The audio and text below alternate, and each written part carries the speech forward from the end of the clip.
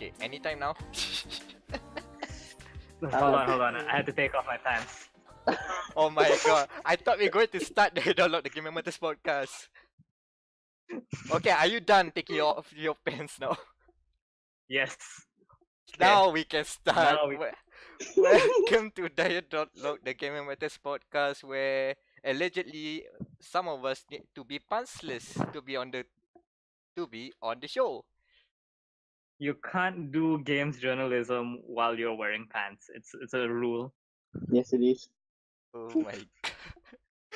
And after that very hit Merdeka edition of dia.log, the Game Matters podcast, and remember, Ula Boys rule. Ula Boys Yellow rule. boys. And shout out to the two guys that commented. Shout out to the two guys that rap the Ula Boys. Ula Boys rule. Oh my god. So back to the story here. We are on episode 14. Episode 14, and unfortunately we lost one party member, but thankfully this is the episode where we got a guest. So nothing happened basically.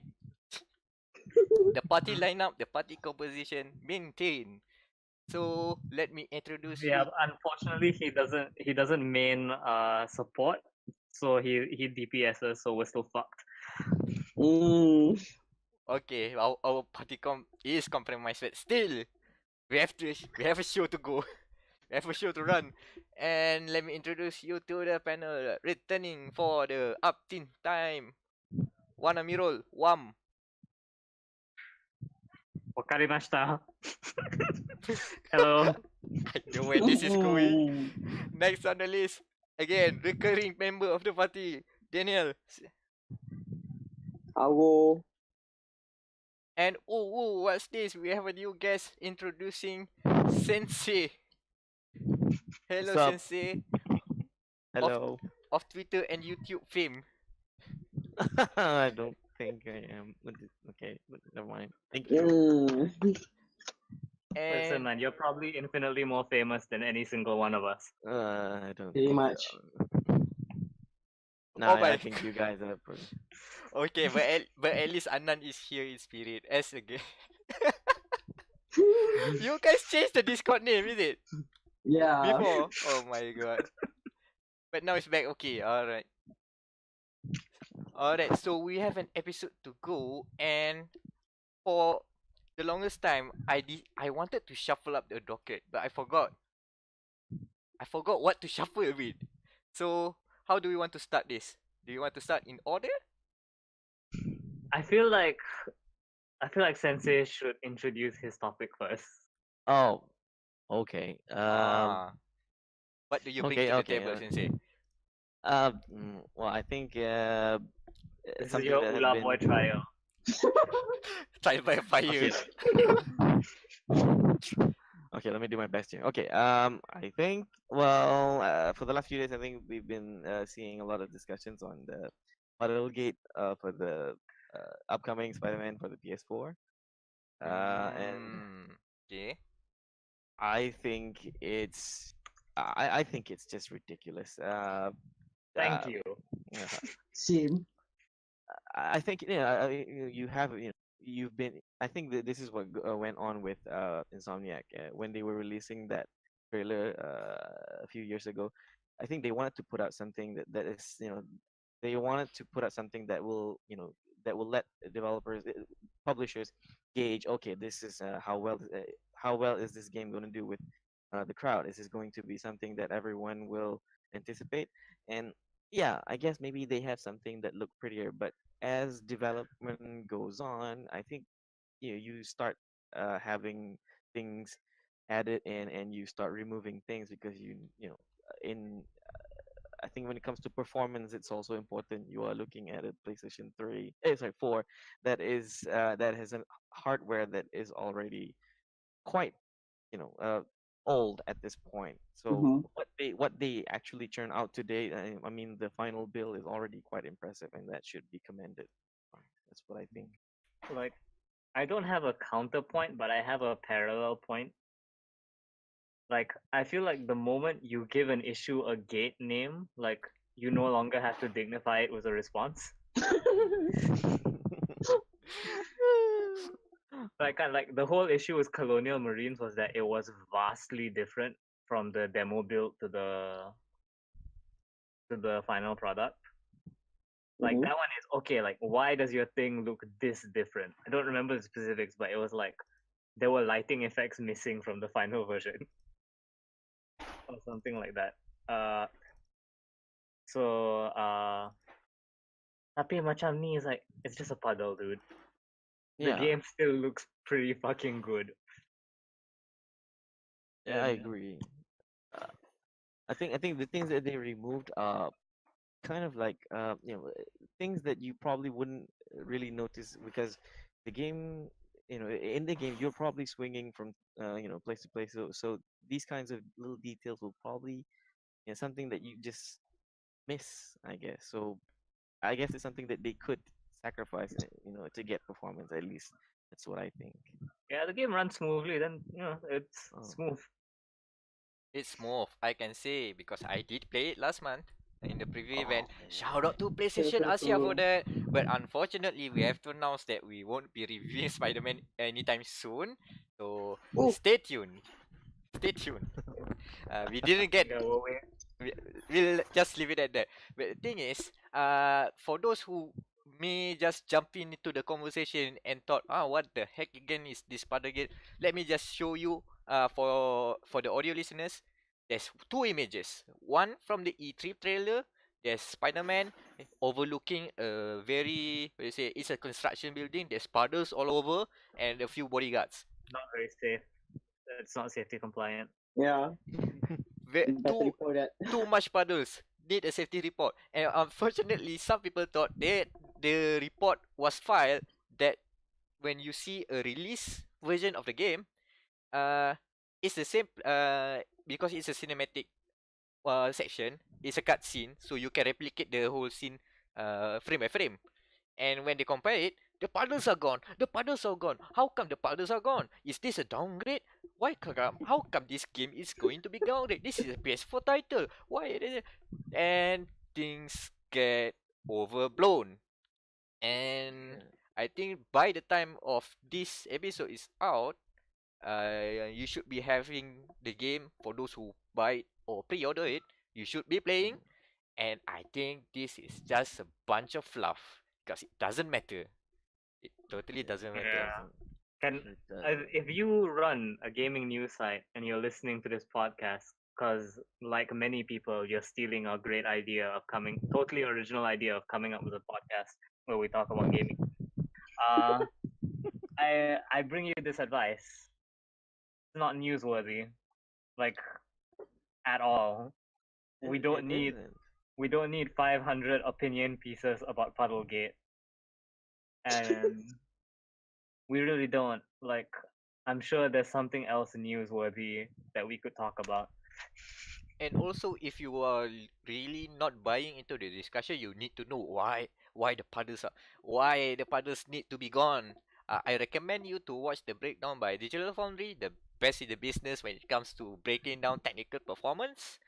And they offered an opinion, a theory on why they have in the game they scaled down the puddles, and it's mostly the way they explain it is mostly an artistic choice rather than a technical. The way this theory is not confirmed by Insomniac, but it is the theory in which that if I simplify the things because there's a lot of technical jargon being spouted from there. I Mhm. commend them for knowing that, but I do not comprehend most of them.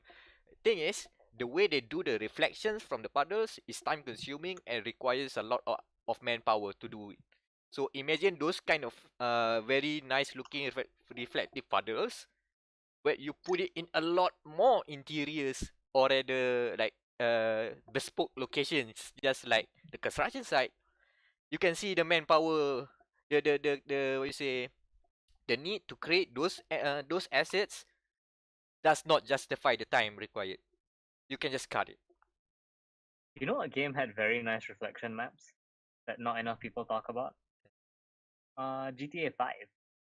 Oh yeah. Oh yeah. Driving out in the daytime in GTA 5, like, especially if your car was beat up, it just looks so fucking good. Like, I was like, shit, man, this is a really nice game. Like, I don't even care about cars, and I like this. Yeah, and in terms, if you're looking for puddles in Spider-Man, there's tons of it. Don't worry. No, seriously, there's a tons of other puddles. Don't worry if you really are that adamant about it. And yeah, things Well- happen. Development, what you say? Uh, things change during development. You have to understand that. But sure, calling out it's different. Yes, you can do that. But making it a fuss that this is a terrible thing and then scales down into no cancel pre-order. That's a bit too much. Saying Yeah. it's different, I agree. I totally agree. And does it look worse when you compare it, the circulating image, right? The E3 versus the release. Does the release version looks worse? Yes, from this image alone. But when you see it in action, no comments, no complaints. So, does it matter? No. It Nope, does. not at all. Yeah, We spend a good amount of time just discussing something that doesn't matter. that's So it does the. matter. It sort of matter in a different way. Mm. It's I don't know what to say. But it's another point because I like to use this jumping point because in the docket, I put this together as well as the news about Spyro Reignited Trilogy. So let me just jump for that on for the moment. About that game, of course, That's not Insomniac as well, is it? the original was made by Insomniac, but the remake is made by Toys for Bob. Insomniac did some consultation, but that's it. So basically, what happened was they showed, what I can say, new characters basically. So of course, in a remake like that, they tend to take some more creative liberties. And as you know, Spyro the Dragon, Spyro 2, and Spyro 3 are games from, you say, games from the PS1. PS1. So there's not a lot of things. There's not a lot of crazy designs there. Very simple designs. So when they first revealed the game, they revealed a lot of Spyro 1, Spyro the Dragon. And what they did was they redesigned a lot of the dragons that you encounter, and they look rad. And Oh, that's the Moneybags one, right? And not like that one yet, just the dragons. There's Ooh. like, okay, like in Spyro 1, the original PS1 game, you have to free you have to free elder dragons. Dragons are a collectible in that game. So basically, Elder when you Dragons. when you collect them, basically you free them from a stone, and then they just spot a line sometimes and advice sometimes like thank you for freeing me, something like that lah. And that's it. Just a short moment, and a lot of them look very similar. Okay, this is a purple dragon, this is a green dragon, this is a brown dragon. You can't tell the difference. They have a name. They have a different voice actor, but you don't care about them because you only see them once and then it's gone. But in the remake, they made them very well designed. They put in a lot more effort. They now have shirts for them. Some of them have hats. Some of them have mustaches. And it's okay. People like it. I like it too. And then when they go to Spyro 2 and Spyro 3, at that point of the game, they have this kind of, what you say, you now have, let's say, a cast of characters, memorable characters with voice acting, with memorable designs. Still simple designs, but still memorable. So by this point, when they reveal it, it's a bit mixed, and I can understand why it is mixed because some people, you know how nostalgia messes up with people. Yeah. Some people Yep, remember yep. it something like this, but some people remember it Yeah. something like that. Nostalgia goggles. Exactly, rose-tinted nostalgia goggles, and this is what happened to uh the rest of the characters because people have very distinct memories of interacting with the designs, and it can get in the way. Like for hold on, let me share you guys. There's a YouTube video here that shows no, not this. Uh, there's a video that shows both the remake and the original Is it the one in the cutscene. kangaroo? The It's the- kangaroo now has this the thingy, now has a shirt and all. okay. Let's start there. But I let you guys watch the video first. You guys watch that while I talk about this. So first they revealed this side character called Sheila the kangaroo. No, yeah, that's the one. Most people don't know who the hell is Sheila the kangaroo because Shira. Shira. Oh my god, that's another thing. Not many people know about. Oh, not people may know Shira. But thing is, in Spyro 3, you have like a cast of other characters you can play, but a lot of them looks basically simple like Spyro. So basically, Sheila the kangaroo is basically a kangaroo who Quick, happens can to name as Sheila. Sorry, I need to interject with something because I'm watching this video, right? Yeah, I I purposely did not. picked this. I did not. I did not play the. I did not play the PS1 era of games. Ah, This looks like a fever dream. Everyone's heads are just kind of pulsing and. Yeah, continue. Okay, so basically what they did, they redesigned Sheila to look like an Australian, a generic Australian. So they they give her hair, which is fine, but then they give her that safari jacket, and they make the waist so slim to make sure that you know that Sheila is a girl kangaroo. And Good design, good character design. there was a one good tweet that when I saw that, I was also enraged. They have to design it to make it because I understand Sheila looks very generic and it's not as iconic as Spyro. So they have to do something. But then the best part is I tweeted out after watching that. I tweeted, if Hunter, there's another character called Hunter, wears pants in this remake, I'll riot. And I totally looked it up because I have a feeling that they have revealed the character design, and what I saw was I totally riot. Damn it, there's Hunter with pants. Is it the skateboarding cheetah? It's the skateboarding cheetah. but the story still continues. At that point, I was totally with that crowd of crazy, feverish fans that do not like these new designs. I thought Hunter was pantless. Why you put pants there? He must remain pantsless to maintain the iconic design of Hunter the Hunter. Yeah, Hunter the Hunter, I think. He's a hunter. Hunter the cheetah. Hunter the cheetah. That makes more sense. He is a hunter though because he has a bow and arrow.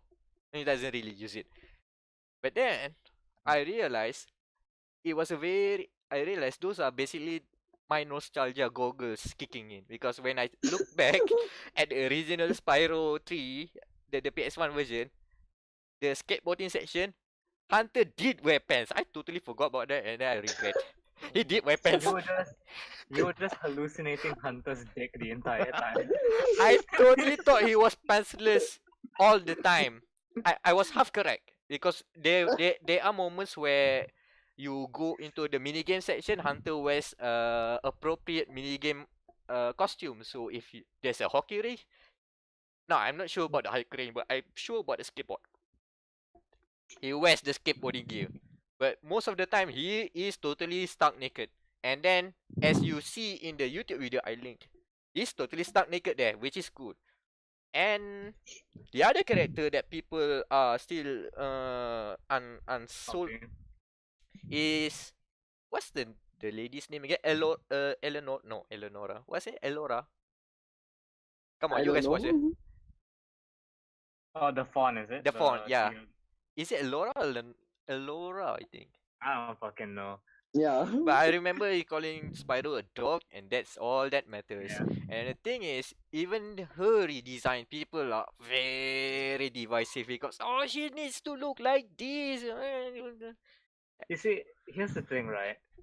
I'm okay with redesigning a character, but like, this is very obviously some guy just came in like, you need to make her hot, so people are gonna wanna fuck her. Gotta give her tiny waist and deer tits. Lots of deer tits. I mean, in this day and age, if people can make porn about Hammond from Overwatch, I guess it's Yeah, Oh that's the no. thing, right? The, the internet didn't need any help. They would have yeah. caught her anyway. Wait, what is her name actually? It's Elora. Elora, how do you Ah. spell that? E-L-O-R-A? Okay, you're looking the 69 version, the 34. Yep. Have fun. Oh my Uh, god. I know. I I will- understand it because if you compare the PS1 design and the current design, the current remake design, it's a big difference. But come on, if you do the same design, I don't think it flies well at this time of age. They I have. agree. Mm. I mean, I'm She's a looking at lady this, with good right? legs on the PS1 version. I totally thought she was a a lady with good legs. I don't know what a fawn is. She's totally out of place. All of them are Oh. animals, and then this lady is a lady with good legs. Mac, Please. I must interject here. People don't really have a right to complain about the Elora redesign because it looks like that's how the fans have been drawing her for years. Are you serious? Oh Fan arts my are doing God. like that. Freaking fan Oh arts my. are doing that Okay. designs. Oh. Okay. So it's the case of fanboys being fanboys and I want this. I want my nostalgia. No, but this is exactly how fans have been drawing her for years. Like, there's barely any difference. The only difference is she doesn't have a purple cock inside her that we know of. That Oh my god. Good God, I'm Uh, glad that I have a private window open for this. Well, I'm glad my PDRN daughter come didn't for see me, that. then Hey. So again, fans, if you like to complain, it's fine. But look back at what your words are and look back at the context of everything in Oh, but place. can I just like bring up one good example of like fan nostalgia being carried over is Okay. Doom, the 2016 Doom.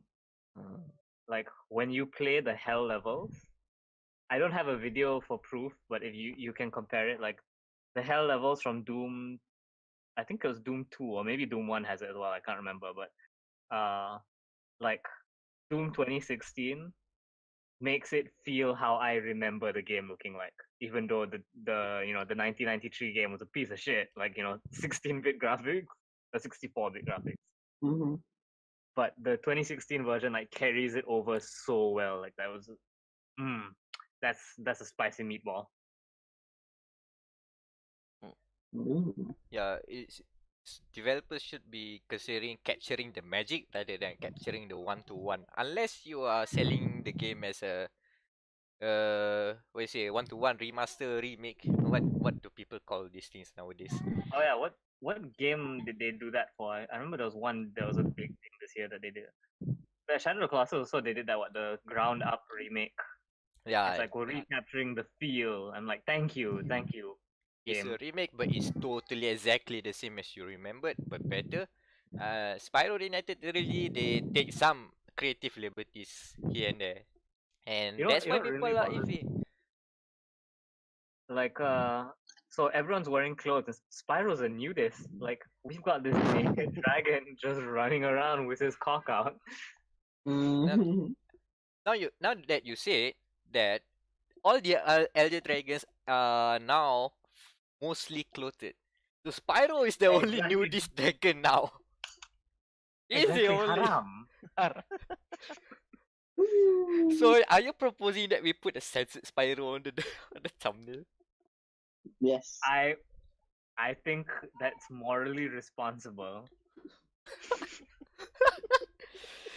We shall consider, and let's not dwell too much about this topic because we have spent so much. Uh, man, I want to move to this topic. Unfortunately, Anna is not here. If not, he'll already drop the terrible joke. Daniel, can you talk about F1 2018? Oh, alright. So, a big backstory on how I got this game. You suck Um, a cock. no, not really. So I What went do to you Mi mean, not Valley. really? Did you No, tak ada, tak ada. Did you I was reading something else. metaphorically? Yeah. Okay, so I went to Mi Valley last week to find a copy of the game. And surprise, it wasn't released yet in Asia until on Saturday. On a Saturday. I was there on a Thursday. So I was like very disappointed. I went home, went to sleep, and then I remembered I entered a contest to win a copy of the game on Monday. So it was on the next day, on I think it was a Thursday. Oh, congratulations, your name. You have won a copy of F1 2018. Nice. So basically, I saved $200, 200 ringgit on a game that I really wanted. How did you win it again? Oh, just retweet the usual retweet this, and you will win. You will be running to winning a copy of the game. Holy shit, you can actually win those? I You thought those can, were you can actually win those. Oh shit! Ah. That was the first time. I You- kid you not. You set up the next topic. Okay. Lucky you. So you got the codes all and done. Yeah, they got the code for the game for PS4. So yeah. So I assume R2 or R1? R2. R2, No, of no, no, course. no. GT Planet. Yeah, R2. GT Ah, Planet. European. Alright. It'll So be interesting if yeah. they give, oh, what is your region? Oh, we'll give you this region. Nah. Nah. So now I can clear it up. Okay, All so sectors. how's F1 2018? Any good? Yeah, it's okay. It's better than 2017. At least the handling is not better. Ah, okay. Probably do a review by next week, good. But because they're waiting for the another patch. Because the game is right now without patch 1.5 is actually really broken. Like I got crashes like twice during multiplayer. So bagus lah. Yikes. I mean, it's F1, you're supposed to crash, right? Not crash the application. Crash in the game, yes. You- Not crash the application. You cry so hard the game broke. The game broke. So I have to wait until You know the what you patch. need to do? It's because you're going too fast. You have to soften your impact by hitting your teammate from behind. Nah.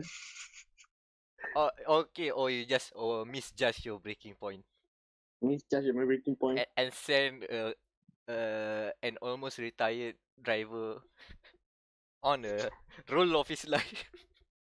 Rolls like yeah. So anything to note of? Any new changes to this year's game? Oh That yeah, in the new game, now you can meet your engineer. He's now more after what I don't know. Since 2015, they finally modeled the engineer, our voice engineer guy. oh, he's a Nice. person now. Alright. He is a person now. Like in the main hub, you can move your camera to the left. You can see your engineer working on it. Oh, he's alive. He's a real thing. I thought it was just a box, like a la Charlie in Charlie's Angel. Oh my god. There's a tiny box telling you what to do. Okay, change tires. Okay, it's raining. Good evening, angels. Then fucking Lucy Liu comes and screws your car tire on. God damn. Can we have that in the game? Like that? That's Hitman's thing. And yes, that is a real thing that you can do in Hitman 2 later on. But we'll talk about that later. That's later. Okay. Alright, so far, can you recommend F1 2018? It's a good enough game. Before, yeah, I can't remember, but the patch just makes it online, so if playing it for offline experience, yeah, it's pretty good. The online spots. Alright then. Yeah, otherwise watch as usual. As usual. Okay, so it's standard. Cause I don't know any of the F1 games, so. So, yeah, if that's the it's always baseline, yeah, that's the baseline. It's before the esports series next month, so memang got lah those problems. well, Sensei, do you have like a game preference? Uh, well, I'm more of a I've been playing Dark Souls 3. 'cause, Okay, open the hole. We're talking about Dark Souls. Let these two guys gush about Dark Souls. Alright. well, I don't know what to talk. I don't know. Well, I think it would be better if we talk about Sekiro, I guess, since Dark Souls is something. Oh It's yeah, Uh, Sekiro. Yeah. I So think Dark Souls is kind of dead at this point. People just want the Rest in multiplayer. peace, Dark Souls. long live Tenchu. I mean Sekiro. Let's Yeah, shoot Shadow Dice twice. you guys got the Uh, news that early in development it was supposed to be a Tenchu game, but then they started as Tenchu and then it became something else. So it becomes a I new mean, IP. FromSoft is really good at doing that. Like, don't forget, Dark Souls was Demon Souls was a Mm. spiritual successor to King's Gate. Kings, Kings Kings, Kingsfield? Kingsfield, Kingsfield? Kingsfield. Oh, Kingsfield. Sorry, my Ah. bad. Kingsfield. My Yeah. bad.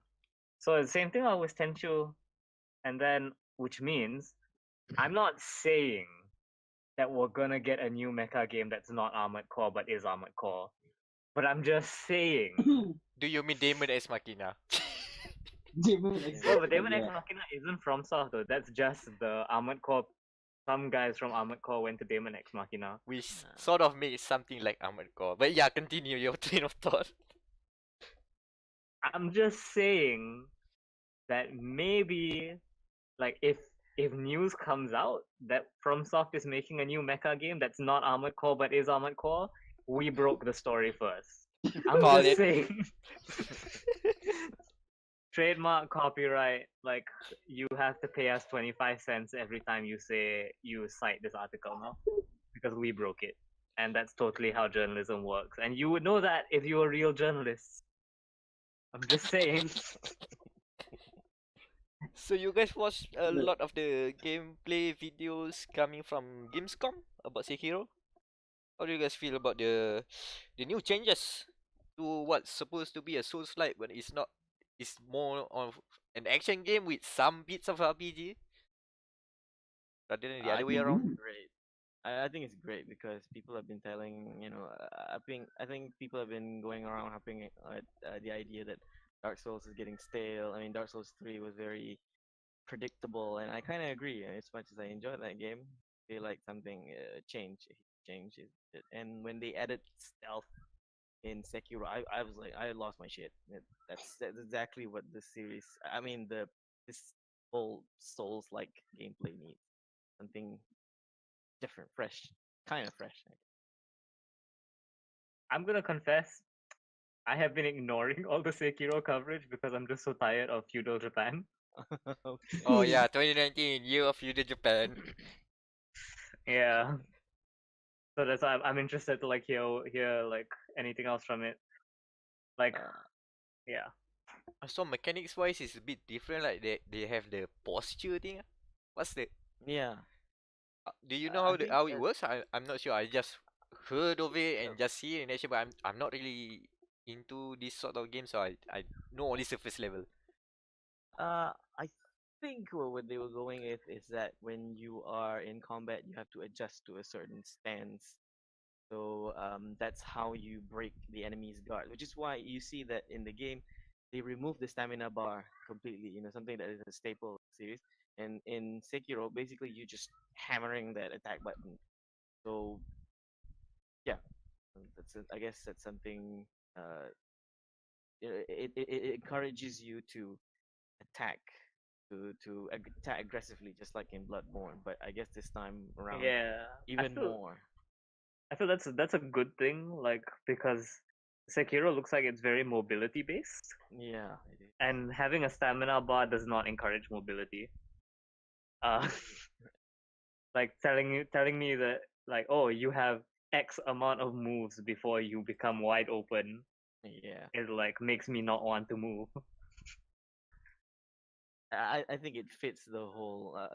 I mean, the way Sekiro moves also is much more nimble than any of the other Souls protagonists in the more. Yeah, you actually go, like, vertical, Oh yes, and it's not a glitch this time. this time around you can actually jump on that small ledge that you're supposed to be able to jump. It's always bothers me in the Souls games, like there's a small, like a rock that I'm supposed to be able to climb on, but because the game has this invisible wall going on, like, yeah, I can take down all these huge monsters, but I can't climb this small piece of platform. It bothers. I got mad about that too until someone on Tumblr made a very poignant post. When was the last time you jumped in real life? Oh my god. Ah, that's a strong question with a long answer.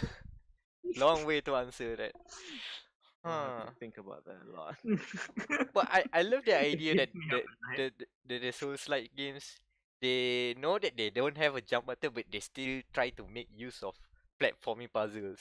As in, well, Fuck yeah, Bloodborne has. Oh, as the- in fall on this ledge or die. This ledge yes. only or die. There's a certain charm to it. It's stupid, but I like it. Don't forget, the Dark Souls 2 has that trash area where it's just a bunch of platforms in the dark. So you need to have like Huh. your torch out. Oh, the gutter, I think it The was. gutter, yes. The gutter. Oh yeah. Okay. Fuck Dark Souls 2. Cause Dark Souls 2 was my first Souls game. Uh-huh. So I always look back on it with nostalgia. Then I remember like how much shit that I've like buried, repressed from that game, and I'm just like, I never want to go back to it ever again. Uh, What- I went back to it recently, and I thought it was, it's definitely not as well designed as the others. I think it's very, it's like the levels are designed to make the game hard instead of it's designed to make the game feel like, like you're Yeah. exploring real locations. Like the first one had this very organic design, world design. Hmm. But, Well, since we're talking about like Dark Souls shit, can I talk about Death's Gambit? Yeah, Go ahead. go ahead. So you've been playing Death's Gambit, right, Wam? Ooh. Yep. It's the game that really, really wants to be Dark Souls. And to its credit, like it doesn't pretend like it doesn't. Like it straight up acknowledges it multiple times. Like the first gameplay, like the HUD is straight out of From Software. It's like very gothic with the red health bar and the green stamina bar and Hmm. like I would hold on, let me pull up a trailer for you guys in case no one has seen this.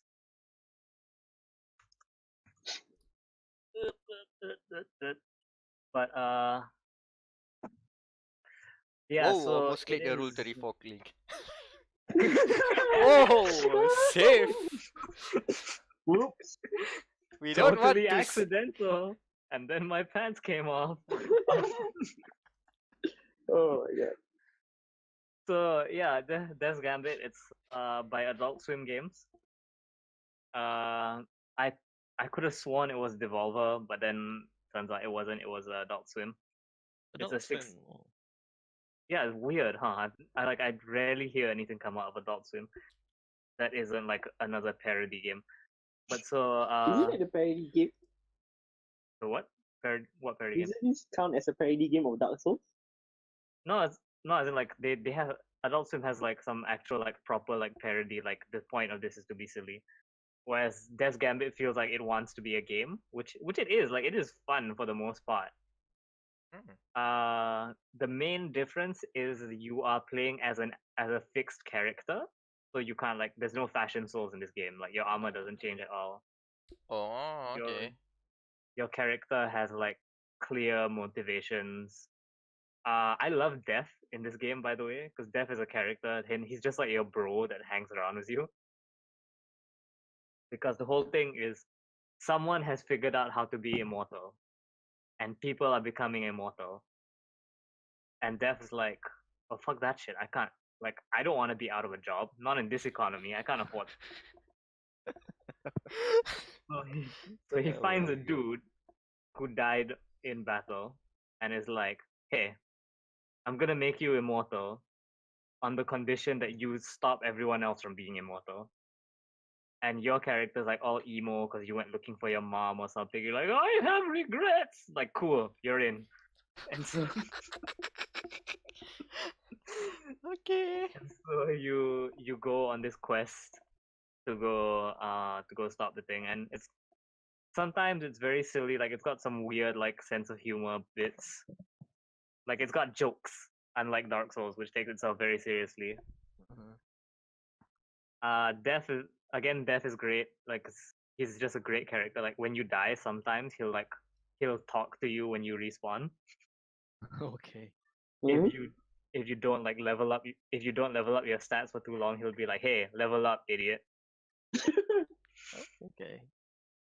Uh, Check this out. One nice thing is that your souls don't drop when you die. Like you have these healing items called Phoenix feathers, and those drop when you die. You drop one every time you die. So you drop basically your Estus instead of you drop your Yeah, souls. you can reclaim Right. them, and you can also pay the price for leveling up to get all of them back in case like you fuck up really badly. But Oh. Okay. my That's main like I'm doing a review for the game. I'm not done with the game yet because uni and shit. But my main problems with the game are one, the stamina system. Like this is why I mentioned it in Sekiro just now. Mhm. Like the Mm. stamina system is very stingy. mhm. Like a starting level character has fuck all stamina. You get one block, that's it. The bosses will attack 3 times. Well, okay.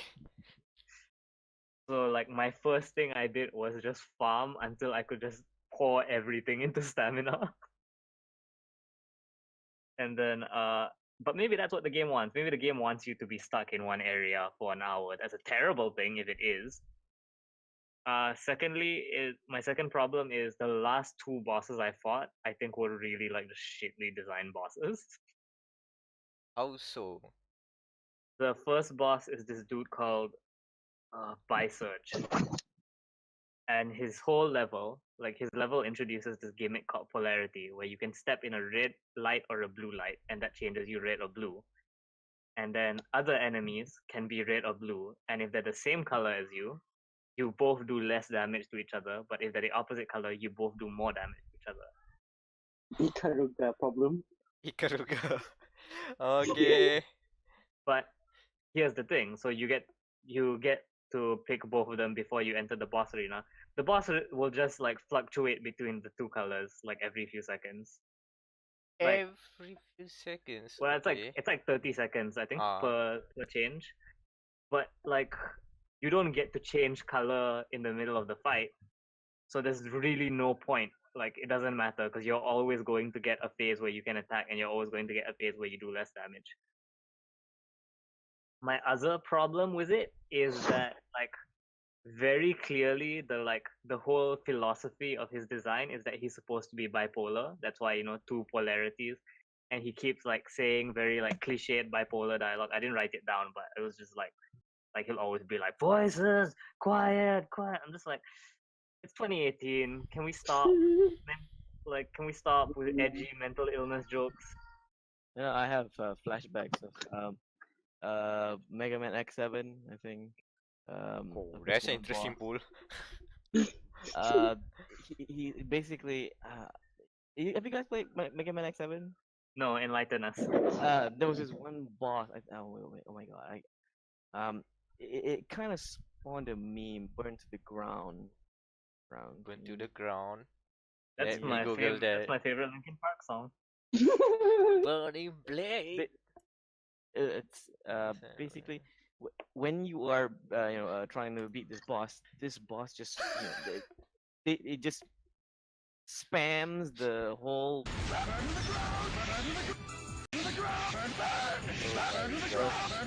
Oh, yep, I'm hearing it now. Burn to Ooh. the ground. Burn to the ground. It becomes an annoyance, and I stopped playing the game at that point. I was like, oh, okay, the game was already terrible, but at that point, and that boss fight was just poorly designed. So yeah, I think I understand where you're going with this.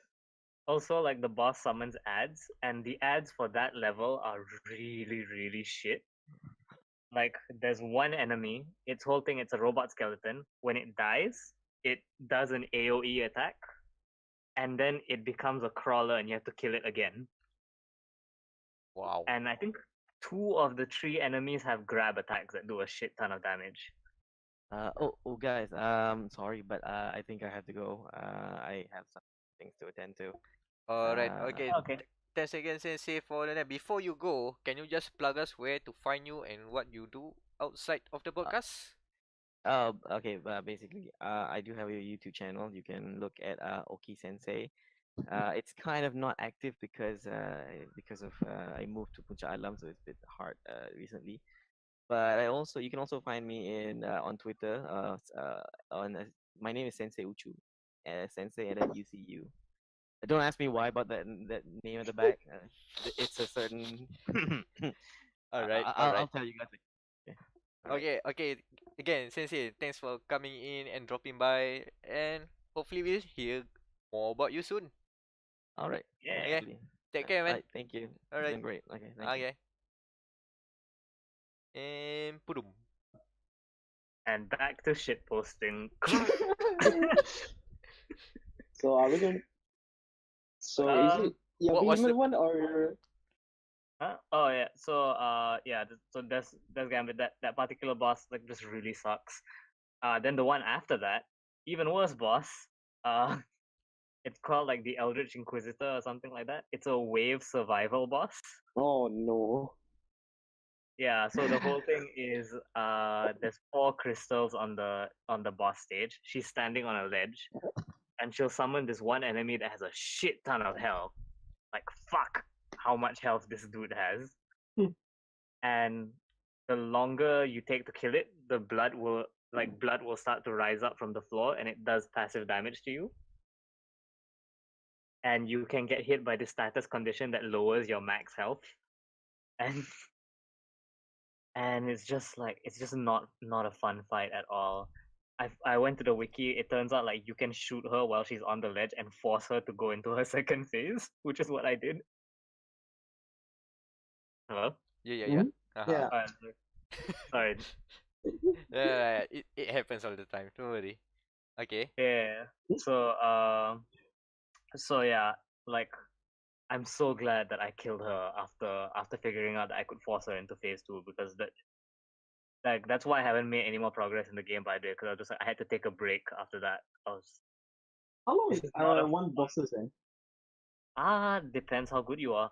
Like the first boss in the second boss technically in the game is still the boss I have spent the longest at. It's called the Bulwark of Alduin. Mm-hmm. He's a good boss fight. Like he summons a lot of ads. He summons ads as well, but they're like really easy ads. And he's a really challenging fight, but he feels good. I died to him 70 times. Wow. Wow. The game the Yeah, game keeps track for you, by the way. I was going to ask about that. So that's how you know it. Yeah, all the other bosses like I got close, like but I've never like reached 70 with any of the other bosses. There's one dude who's like basically Bloodborne the boss. Like he looks straight out of Bloodborne. Let me see if I can pull him up. He's called the Dark Knight. The Dark Knight, Death's Gambit, and he has like the saw cleaver from Bloodborne. Exactly the Ooh. saw cleaver or similarly designed to look Quite like. similar. And then he's also like his whole thing is also blood related. Like he's a mix of Bloodborne and Venom from Marvel vs. Capcom 2. Oh my god. I That's a see. strong pull. Yeah, and he's got a really frustrating but cool gimmick where his stage, like before him, there are cultists hiding in the stage, and you have to throw like light stones at him to like bring them out, to make them vulnerable and kill them. They don't respawn, and if you don't kill all of them, like if you don't kill all of them before you fight him, when you kill him, they bring him back to life. Oh god damn it. Oh no, not the kind of revive back. Oh no, that's the most You terrible can thing you you can can kill them imagine. in the boss stage, I think, and they don't come back. But yeah, it's much easier and less heartbreaking if you just find them in the stage and kill them. Oh god. The other thing I'm pissed off about is that it doesn't look like you can get a lot of boss weapons. Like the only reason I fought him because I wanted that saw cleaver. I was like, please, game, level with me. 10 out of 10 if you give me this saw cleaver. And there was And no saw cleaver, and so score still pending. Adult Swim games. so we have to withhold the review score for now until this has been Until you settled. patch in the saw cleaver. Tapi okay lah, like on one hand you have shit bosses like the Eldritch Inquisitor and the Bisurge. On the other hand, there's this one really cool boss. You fight him on like a table. Like you have to imagine a platform like balancing on a tip. Oh, okay. So the idea is you and him can't be on the same side or you'll fall off and die. Okay, that's cool. And then in his second phase, he'll jump out of the arena and start like blocking you off with walls. So the walls will also push down one side, so you have to like get out. And also like some enemies drop like upgraded weapons, like so that's really good as well. But yeah, there's Gambit, pretty fucking great game. What time do we start? By the way, like I'm just worried that I've gone on too long about this Gambit. Nah, it's I okay. don't We're know. calling for an hour, I think. Probably the 1 hour mark, but still, I think we've made some progress. So okay, Yeah. let's move on to a few of my indie hit list. Because I played a lot of indie games. The past 4 weeks because we didn't talk about it the other time. So yeah, let's start with the Phantom Doctrine. You guys heard of this game? Nope. No. Nope. Okay, so That's the one where you play as like Ula, right? And you have the robot arm and you have to get like some kind of cog. I don't know. Off the mark, totally off the mark. Imagine imagine XCOM, but set it in Cold War. So very noir, very like everybody spy thriller style of setting. So it's basically similar to that, but they changed a lot of the mechanics. So again, this is similar to Daniel's story because I did got this game from a giveaway. One day, one lucky day, I thought I said because I don't usually do this kind of things, but something struck to me because Phantom Doctrine, that sounds cool, I guess. And then follow RT this. Okay, I follow RT. The next morning I woke up and all the mentions congrats, you won the giveaway. Here's your code. And I say, okay, thanks. Sure thing. And Same. shout out to Corsair for that code of the Phantom Doctrine. Corsair and of course the developers and publishers as well because they provided the key to Corsair and you know about it. So the Phantom Doctrine, on surface level it looks and plays like XCOM. Imagine if you're familiar with XCOM 2, there is a you can say a stealth phase where you can set up your ambush and then the game starts proper where you start taking turns doing the combat with the aliens, right?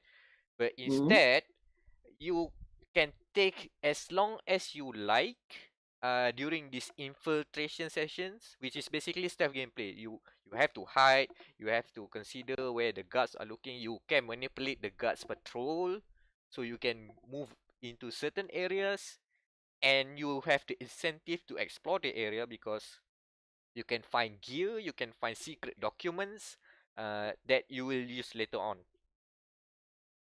You can do that for a long while, but then when you start to engage in combat, things change a lot because it's not in XCOM you can miss shots. Yeah. In the Phantom Doctrine, you will know when you miss a shot. So basically, it's a weird system. I still haven't wrapped my head around it yet, but the idea is you have this sort of, I forgot what you call, finesse meter or something, but it's this 1 meter that governs you how you can dodge the shot.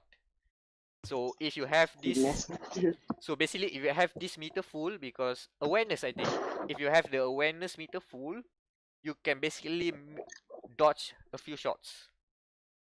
And it depends on the weapon as well, but still it sounds a bit complicated because the idea is they want to remove the randomness from the RNG, because you can know exactly if you position if you go into this Mm. cover, you will get how many damage, you know how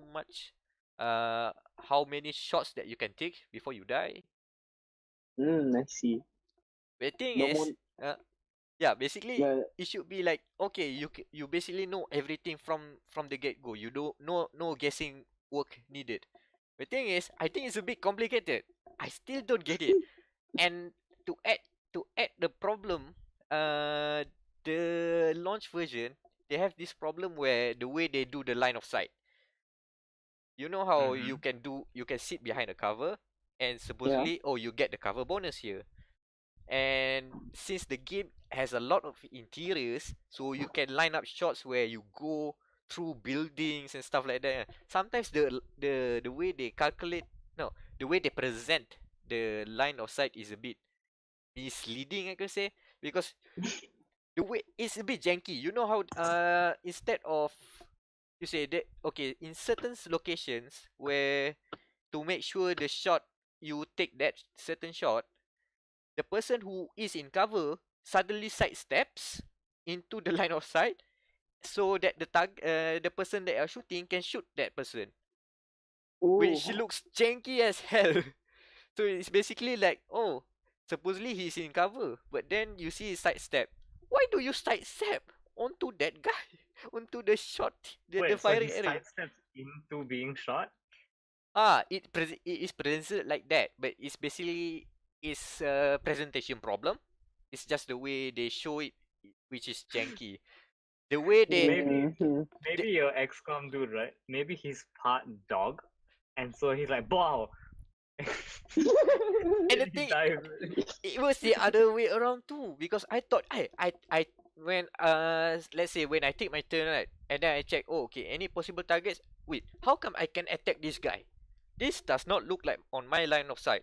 But then when, okay, the game says I can take the shot, I take the shot, and then, oh, the guys moves into my location. Haha, shoot, bomb. It is it's still the game's made in Poland, I think. So there's the trademark Eurojank, Eurojankness.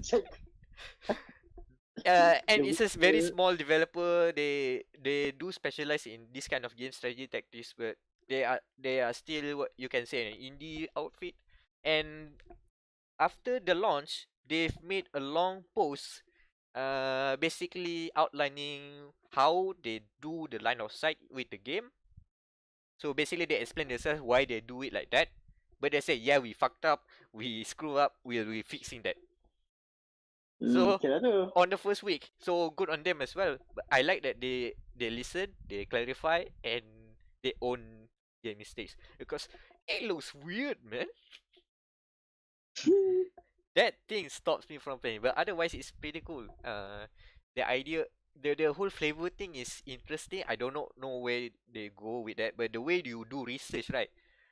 Instead of, oh, researching tech tree, that is there as well. But the other thing is, to progress the story, you have to uncover these conspiracies. So basically, when you gain intel, so basically when you gain intel, you gain some excerpts of documents, and you know how like secret documents sometimes they redacted, or welcome the black marks to this location, black marks. So it totally has that sort of aesthetic. So what you do is you find keywords, basically a name, a location. So basically you a lot of the intel or the cases I found is a lot Hmm? of this figuring out, okay, who is this alias is Hmm? what person. So basically in the Cold War, apparently you can change your name, your alias every time, to the point that your agents, you will gain heat, and if you deploy them into a lot of missions, and when they are compromised, you can basically do an identity change. You can change the passport, you can change the name, you can change the code. So it's basically justifying character customization in a way. You can do it say you can do plastic surgery to guard your secret identity. I So like this because before we started the show, like we were talking about BattleTech and how we really want character customization. So this sounds like that's what BattleTech needs. oh yeah. Random plastic surgery. And the thing is, because it's a Cold War, there are other agents there that are hunting you guys, and they too can change and alter their identities. So when basically, if you take time to identify the target, he or she can be lost and suddenly change identity. So, so basically, yeah, it's a lot of those Cold War espionage noir themes, and I think the aesthetic is interesting. Just the mechanics wise, still needs a bit work, but I can look forward to try to muscle my way more about the game because I like the way they treat the whole setting. It's at least a bit different from your sci-fi games, your battle techs and your XComs. Nothing wrong with that, but this is a weird take that I do not expect to happen. But here we are. I think Mm. I'm glad that like this classic kind of PC gaming is coming back. It's definitely a good thing. Like we need more diversity in game types. Yep. So I agree with that. So yeah. Plus, like the fact that people are discovering how to add fresh twists to like previously like set in stone games. So like if you can make a tactics game feel fresh, like that's fucking amazing. Yeah. So yeah.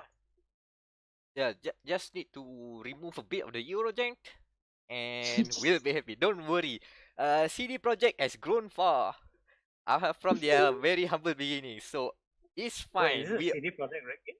Nah. I mean, as in I forgot the name of the developer, Creative Forge or something, but they are from Poland. Similar to CD Projekt.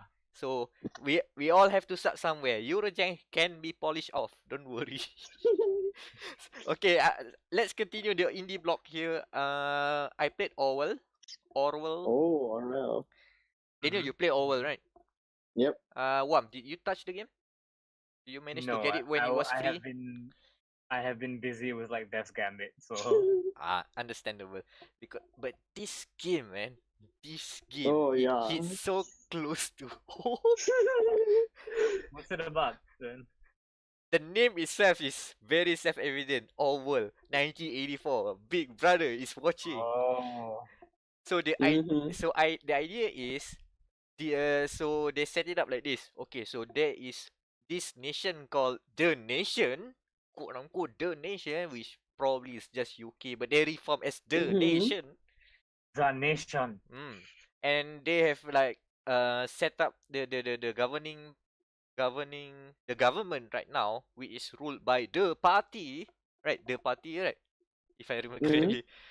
They set up this safety act or safety bill so that they can stop terrorists and something like that. But then, surprise, surprise, a bombing happened, and with that tragedy, uh, being we say with that thing happen, so they are now experimenting with a new surveillance program called Orwell, and the idea is they will outsource an investigator from outside the nation, basically you, the player.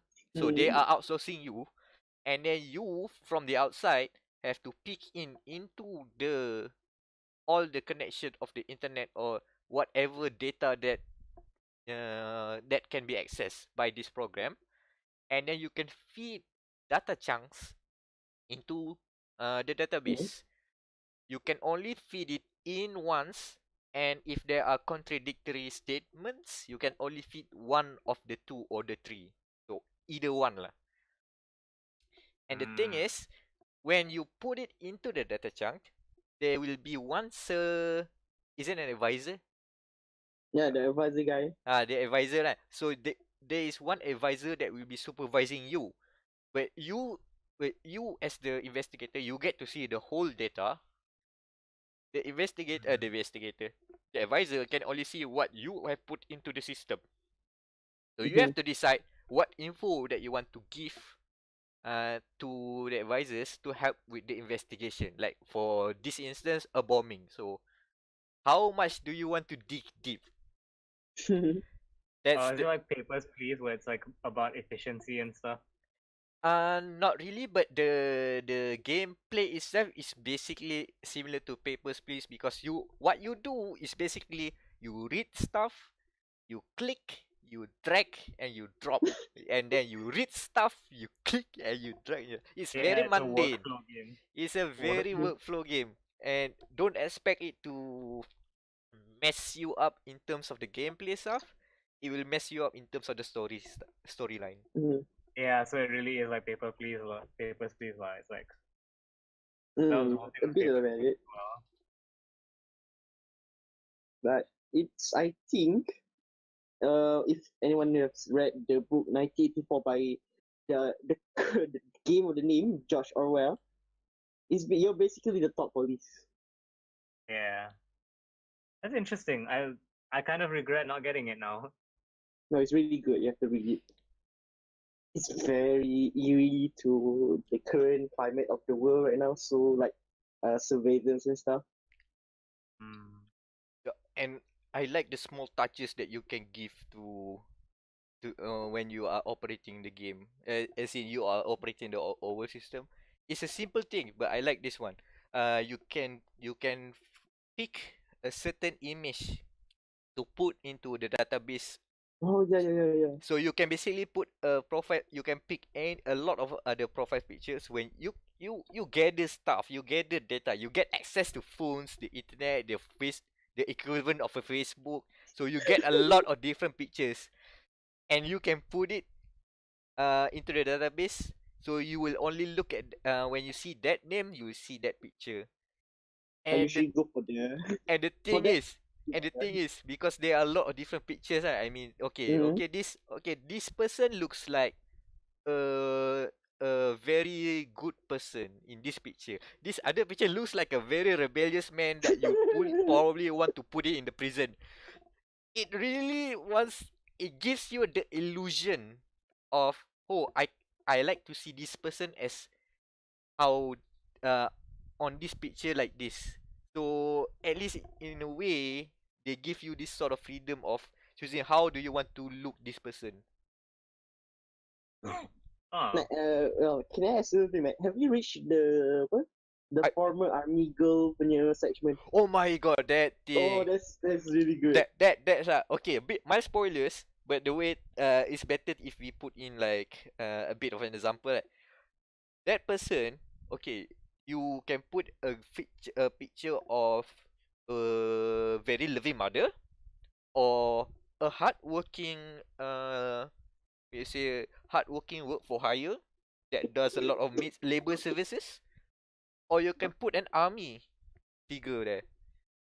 oh, so you're not like your job is just to feed a computer, and then the computer is the one that decides, is it? Not the computer. There's an The advisor. advisor. The advisor looks at what you feed into the computer, and then they'll Ah. take it from there. Oh, that part. Oh, I still remember it. It's really bad. They know it's basically a linear game. There are some choices that to be had. I think at the end there are a lot of choices that you can do.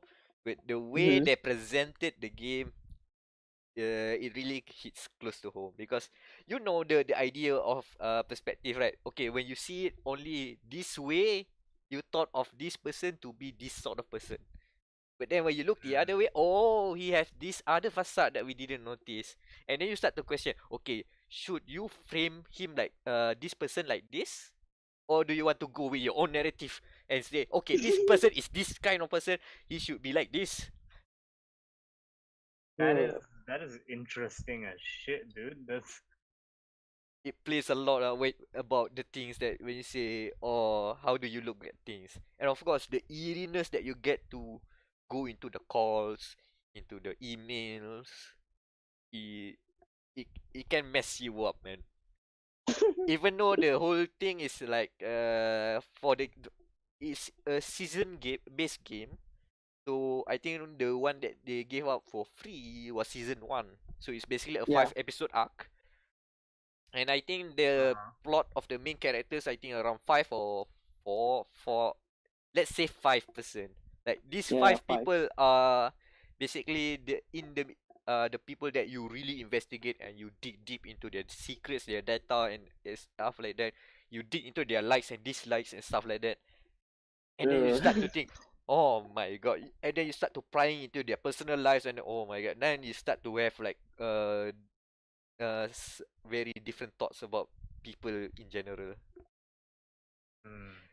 Maybe you should not know a lot of things. Maybe you should just know this person as how he present himself, for example. Mm. mm. Yeah. That's good stuff, man. I'm glad video games are doing this. Like, sorry, this is gonna be like a mild digression, but like, I've been thinking a lot about games doing not just games, entertainment in general. Like, pretending to have ideas versus actually having ideas. Like, I think I made a jokey tweet about it the other day where I was like, broke. Robots are going to take, like, if we give robots AI, they'll take over the world. And woke is, if we give robots AI, we're going to have a race of things that act like humans, but we still treat like shit, and that's not going to be good for us because it's just going to make us into bigger assholes. I think this game is a good example of like, okay, someone thought about this. They didn't just go as buzzwords like government surveillance, Mm. It really personal liberty. Like, this is a genuinely cool idea. Like, I'm glad this game exists, and I am sad because I did not claim it. really I when the game starts to make you double think of maybe I should not tell the people I should not feed this information to the computer about this. Maybe I should it sort of makes you think about, oh, should I jeopardize the mission that I have? Or is this information important to the mission I need to do? Or is this thing too much information? Because sometimes when you do put in TMI stuff, right, and then the advisor just come and what's this? Oh, this guy is like this, make a snickering remark or something like that, or and then you start to figure out, yeah, Orwell makes you think, which is good, really good. I That should be an award, a category for awards is games that make you think. I was thinking putting this in the proposed David Cage Award for best story, but sure, we'll have that Oh. discussion. We will have that discussion later. I mean, games can win multiple awards. Yeah. Yeah, but we need to outline the awards that we need to dish out. I have the document ready, but we'll discuss it later. So next on the docket here is another indie game. It's called Hypergun. It sounds great, but I don't think it's good, unfortunately. Mm-hmm. So What let about the other?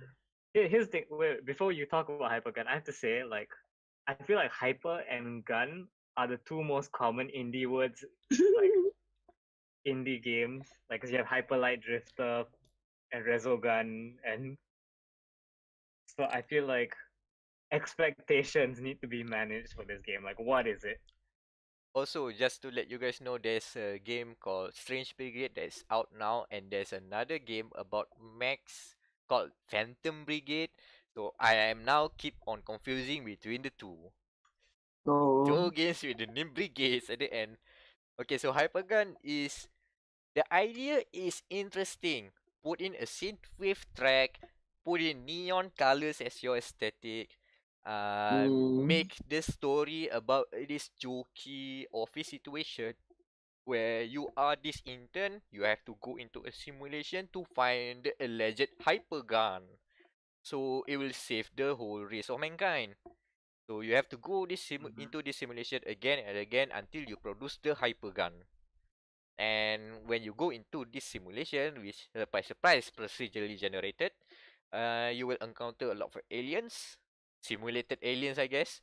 And as you progress into the dungeons, the levels, you will get gun attachments, and some of them are supposedly game changing, but I don't think it's game changing. But it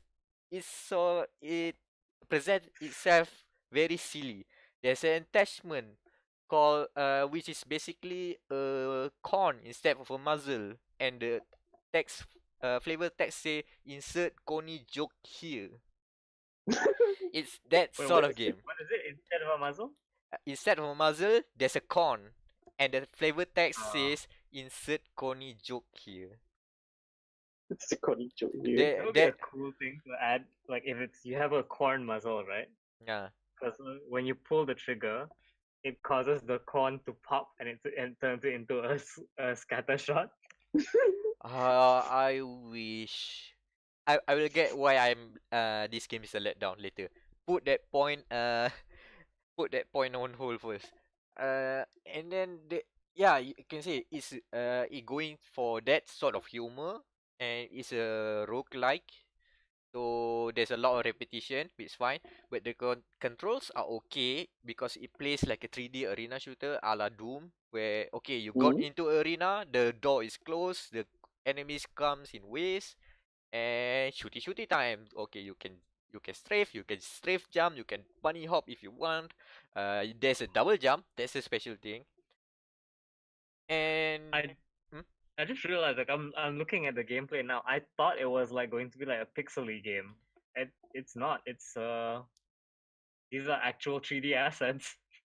hold on, you can make it a pixely game. There's a filter for that. You can make it look like a PS1 game as well.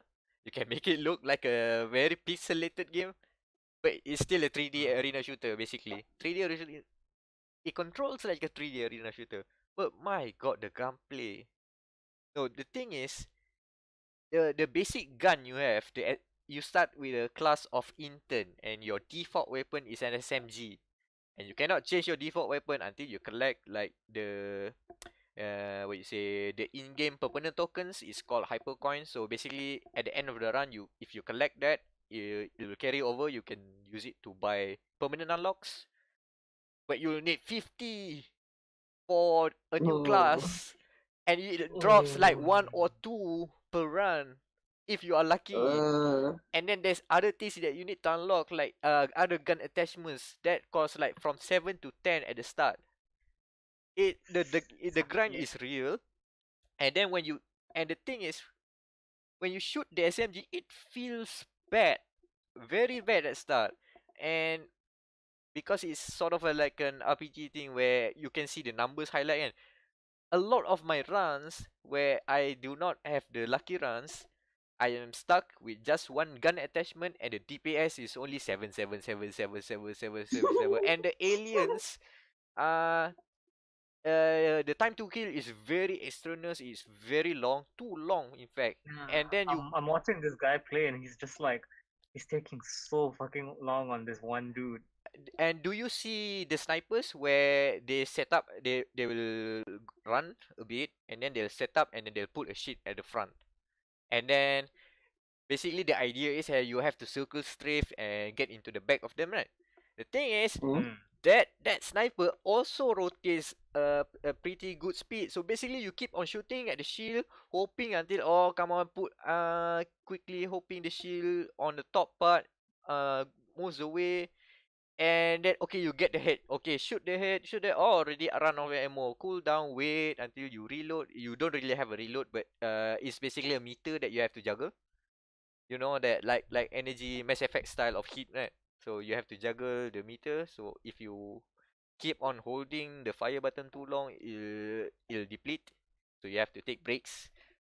And then the shield starts up again, and then you have to deplete the shield again, and it's so long.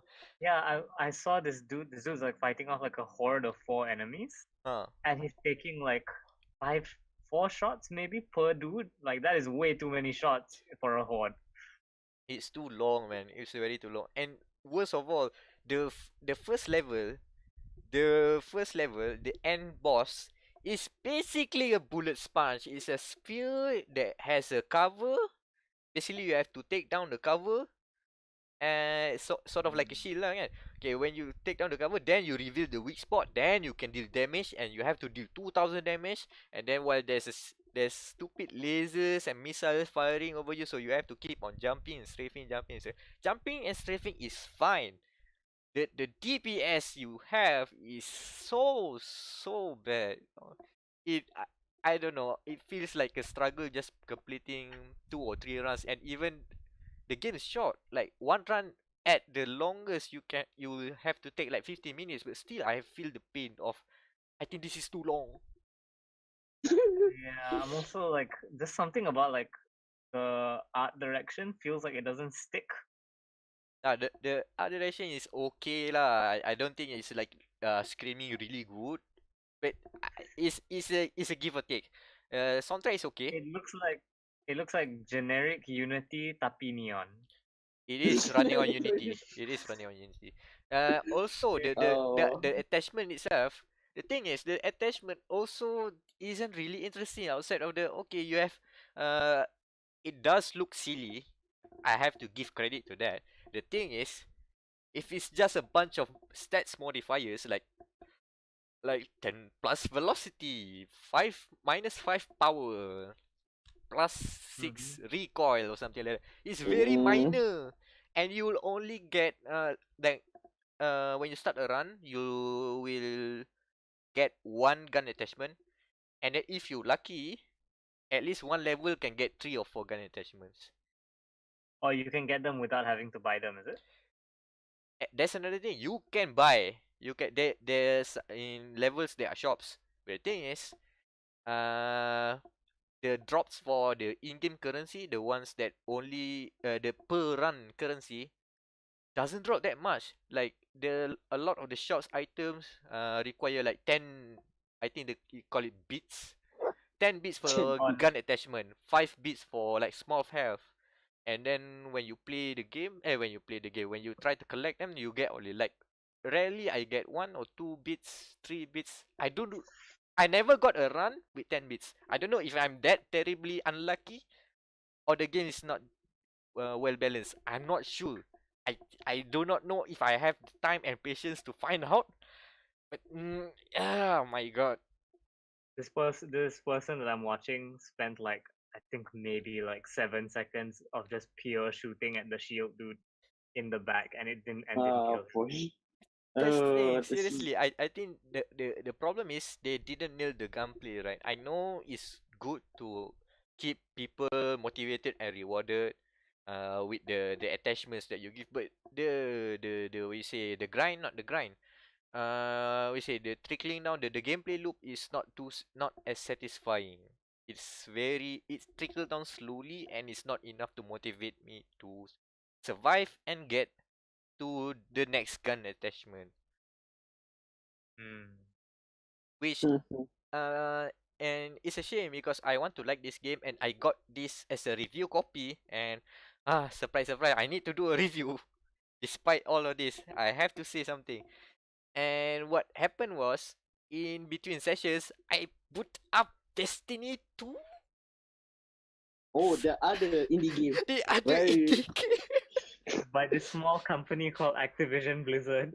And Bungie. I Bungie, what is this company? Never heard of that company before. No, the whole thing I heard they made a game called Combat Evolve. Like God, it's such an indie name. Hello? Please? Oh, the thing is about Destiny 2.